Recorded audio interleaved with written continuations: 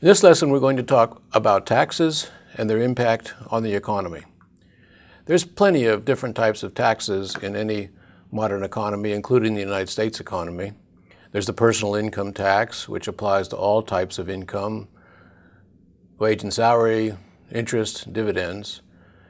And that's a tax that applies to an individual, sometimes called the individual personal income tax. Then we have the payroll tax, which is just on wages and salaries. It amounts to 15.3% of the total, and that goes to Social Security. Social Security is the sum of what's the employee and the employer pay. They each pay 6.2%, or a total of 12.4%, up to an amount of $113,700. After that amount, you don't pay any more taxes, so it's limited to that amount.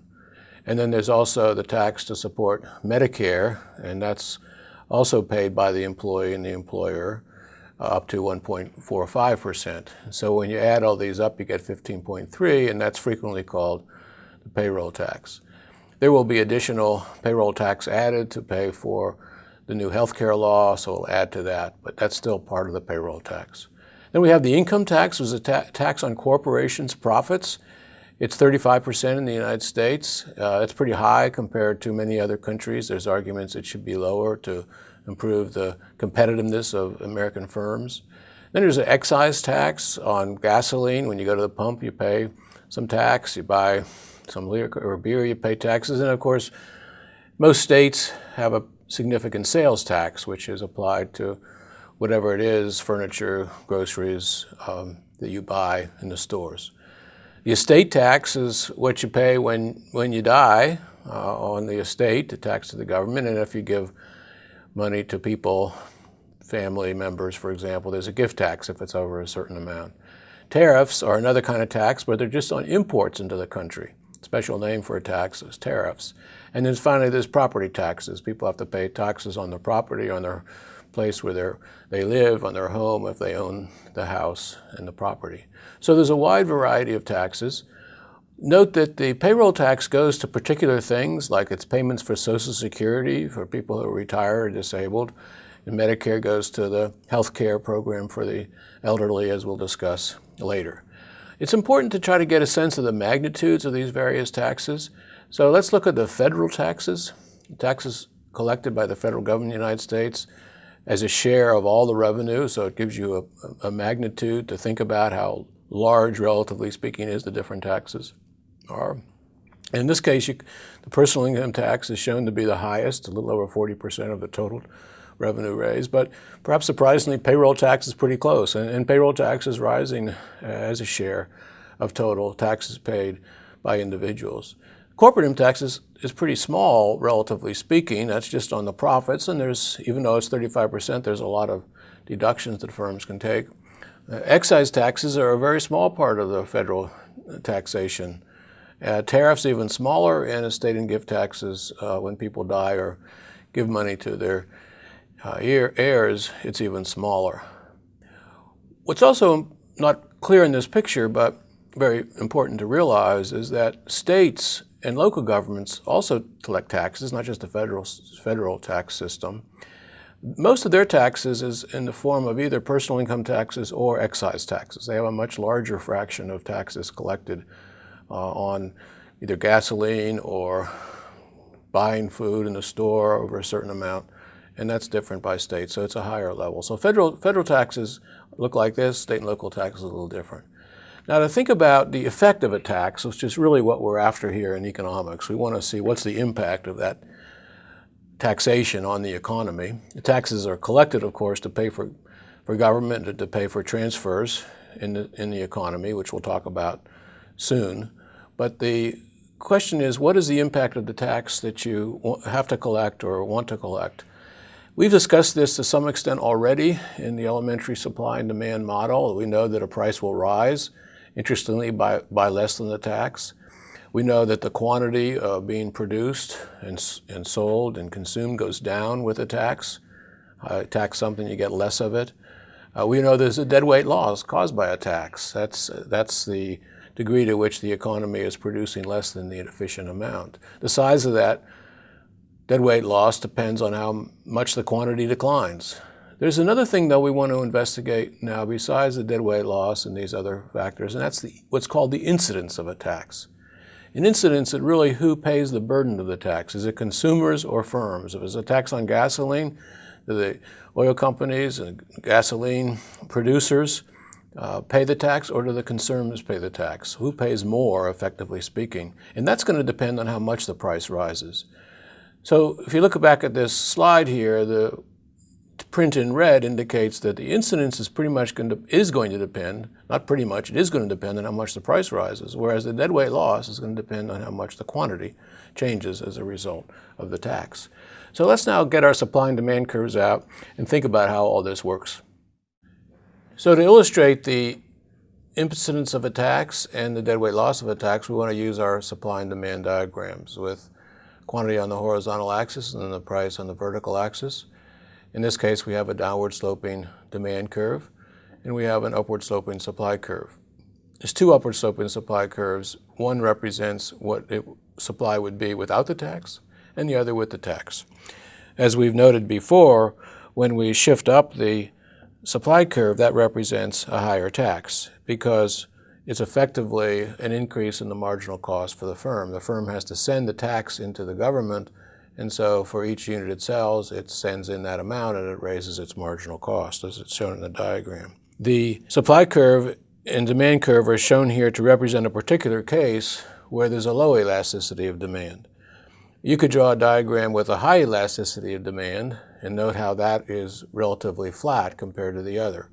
So high elasticity demand represents a situation where the quantity demanded is quite sensitive to the price. Jewelry seems to be quite sensitive to the price. If the price of jewelry goes up, people demand quite a bit less. The steeper or less elastic demand curve represents things that are less sensitive to the price. So that could be the price of cigarettes for elderly people that have been smoking a long time. Now we also want to show what happens with different types of supply curves. So that's illustrated by this diagram, which has two different supply curves with and without the tax, but in this case they're much steeper. That's a low elasticity of supply. Same demand curve as before. But then we also consider a case where there's a high elasticity of supply. Same demand curve as before. So we really have four cases to consider to evaluate the deadweight loss and the incidence of the tax. Again, the deadweight loss is due to the change in quantity on the horizontal axis, and the incidence of the tax has to do with how much the price changes on the vertical axis.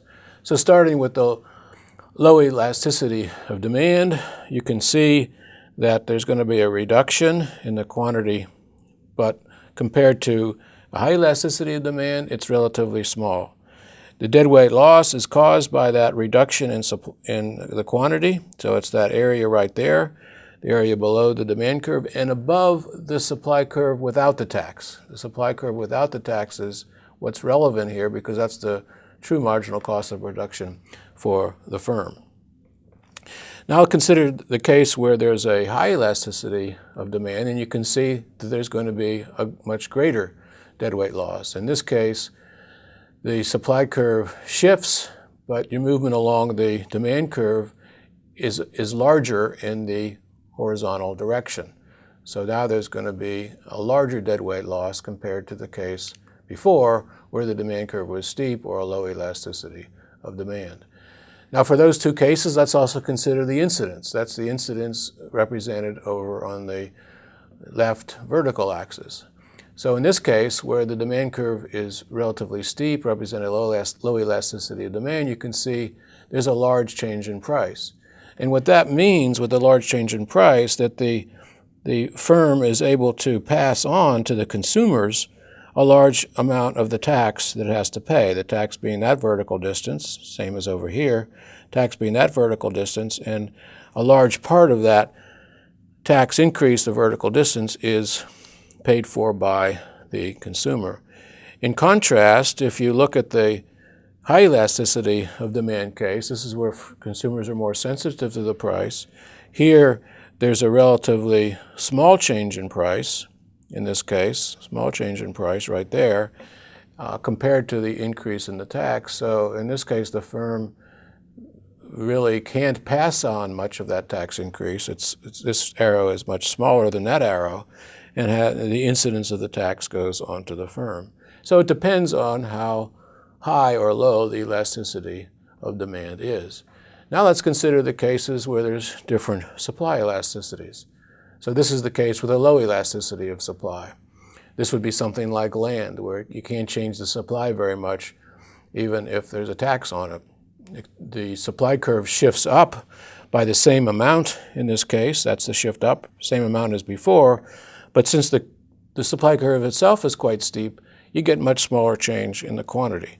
The quantity changes a little bit, and as a result of that, the deadweight loss is quite small. You can't really change the amount of land very much. In this case, it's relatively inelastic, as a low elasticity of supply.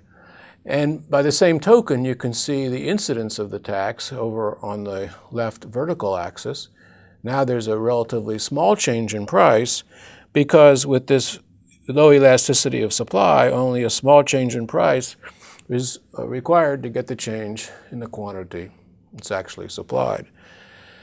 And then finally, by way of comparison, if you go to the case where there's a high elasticity of supply, you see that in this case a large change in the quantity and therefore a large deadweight loss. And over on the vertical axis, you can see in this case there's a large change in price. This is a case where the high elasticity of supply, so the price changes a lot, and the firms in this case are able to pass on a larger fraction of the tax increase to consumers. And that's shown in this picture here. That arrow is almost as large as the arrow representing the size of the tax increase. So it really matters for both incidence of the tax, who effectively pays it, and for the deadweight loss, the loss to society in terms of efficiency. It matters which curve has a high elasticity, which curve has a low elasticity, and these diagrams illustrate that. I think it's important when you think about diagrams to think about particular examples. I mentioned land as a case where there's a low elasticity of supply. You could think of just pumpkin production or any kind of agricultural production where there's a relatively high elasticity. This is the case. The low elasticity is where there's land, high elasticity of these other products. And the same with respect to demand. You can think of there being a low elasticity of demand for things like cigarettes and a high elasticity of demand for jewelry. Now let's consider the income tax on items, in particular a tax on labor. Remember, income tax applies to both income from labor, meaning wages and salaries, but it also applies to investment income such as dividends and interest. For most people, the largest part of their income is wages and salaries, so for them an income tax is effectively a tax on labor. And so you can analyze the income tax in the same way that we've analyzed the other kinds of taxes, except you have to use a labor supply and labor demand diagram as illustrated in this picture. On the horizontal axis, we have hours of work. On the vertical axis, we have the wage.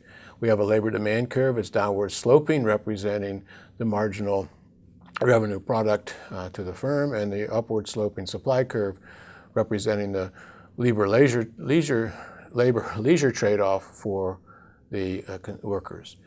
The case of an income tax means that the worker is going to have to pay tax to the government, and so we want to shift up the labor supply curve, which represents the decisions of the worker, by the amount of the tax. And so you can see that in this picture, we're shifting up the labor supply curve by the amount of the tax. And you can think of that shift up as due to the fact that the worker has to pay taxes to the government. So just for example, suppose you're here without the tax, that's called old labor supply, and that represents the amount that the worker would supply in terms of labor, hours of work per week or day or whatever it happens to be, and that would be the wage that the worker would be willing to supply at that wage. Suppose that's $10 an hour. And suppose the tax increase is $3 an hour. And so that's $3 right there. Then the worker would be indifferent to having $10 with no tax or $13 with a $3 tax, still gets $10. So that means that this has to ship up by $3, so effectively this becomes $13. And if it's $13 and he has to pay $3 in tax, you'll still work the same amount as if it's a $10 wage and no tax. So you represent in that diagram by simply shifting up the labor supply curve by that amount. Now we get a prediction. We move from the initial equilibrium there to the new equilibrium there with the higher tax. We right away predict that there'll be a decline in the amount of employment.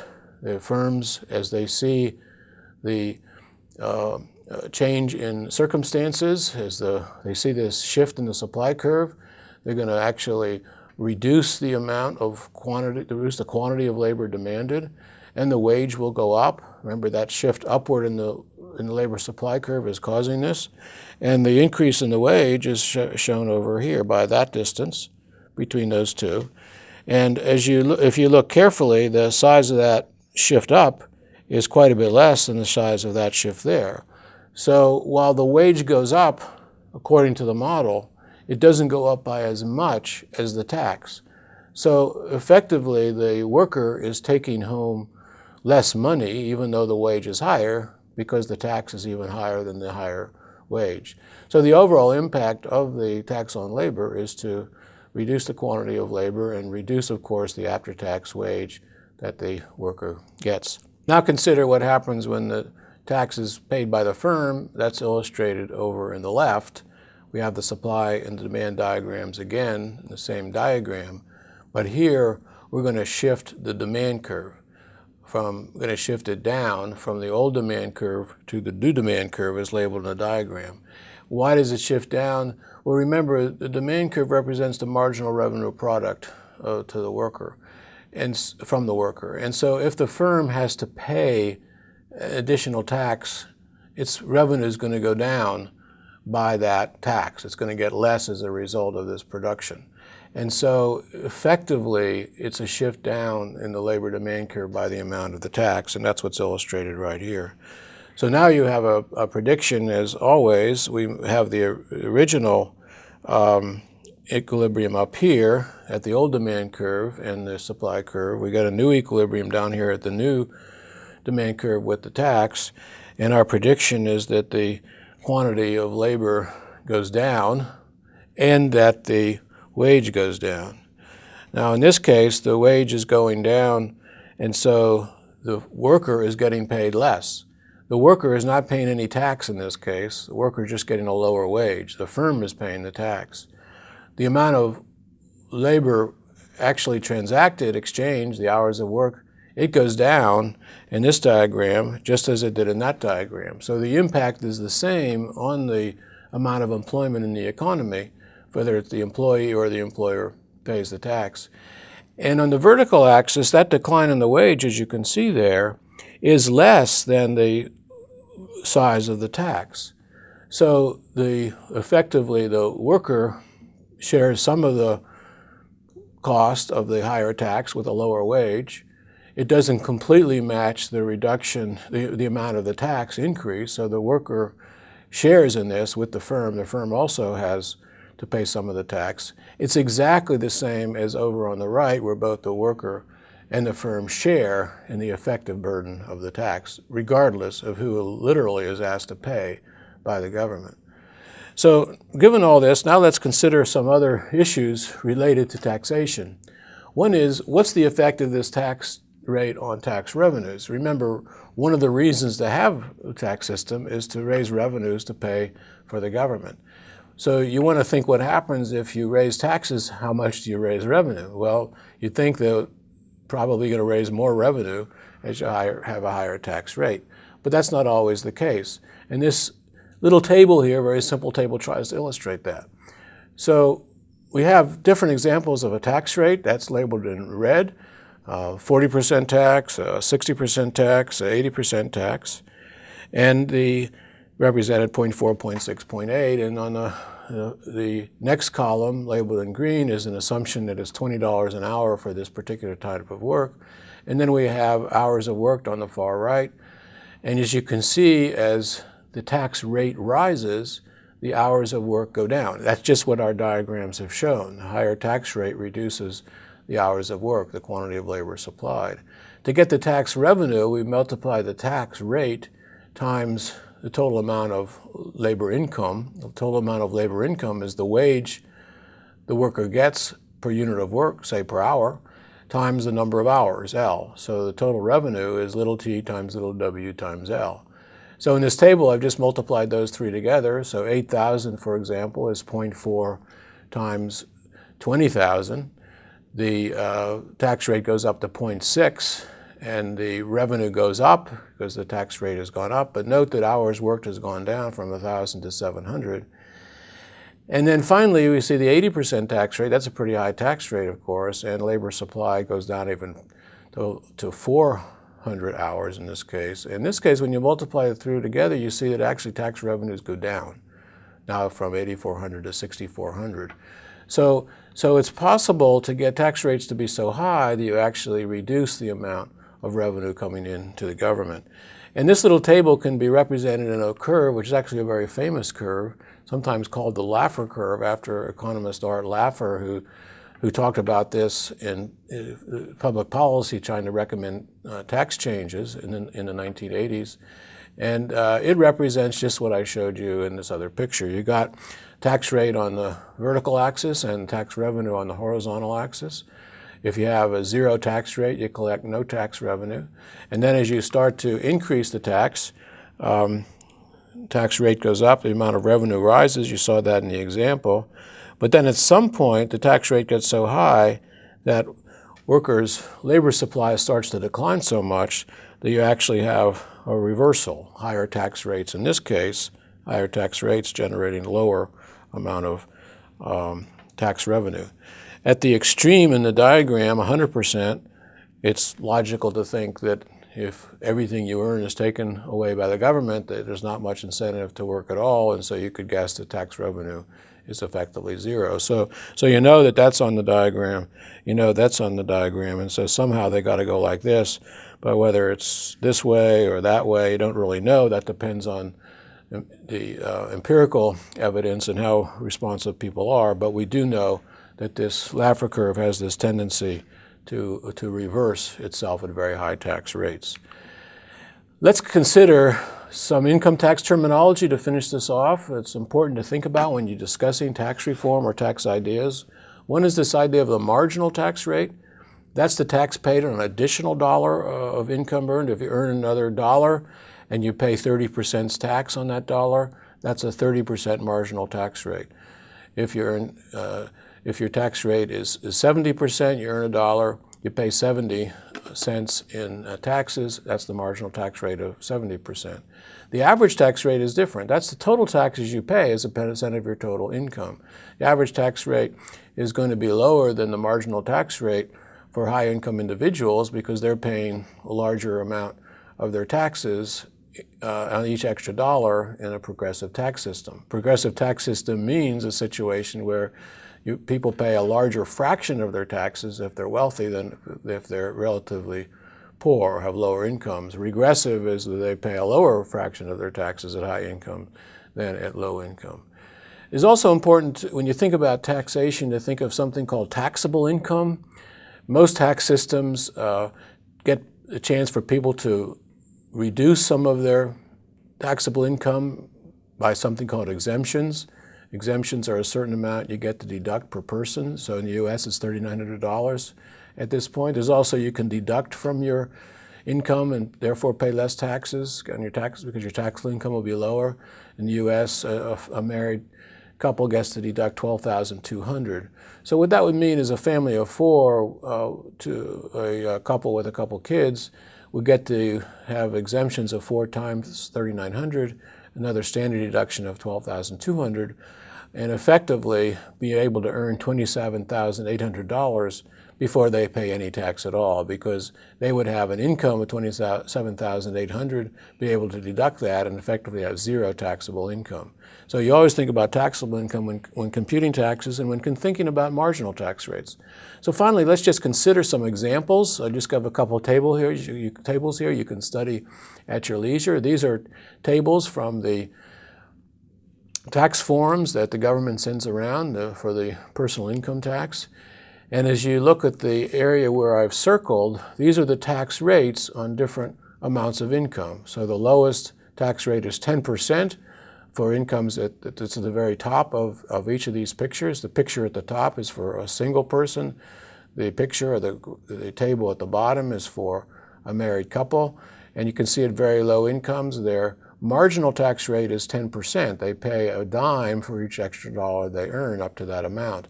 But at the other end of the table, you see the tax rate is much higher, and that represents the fact that the tax system is progressive. As you had higher incomes, you pay a higher rate on each extra dollar you earn. The table here is shown for 2012. It's interesting that in the end of 2012, early 2013, the tax rates were changed, and particularly the marginal tax rates were raised for people near the top.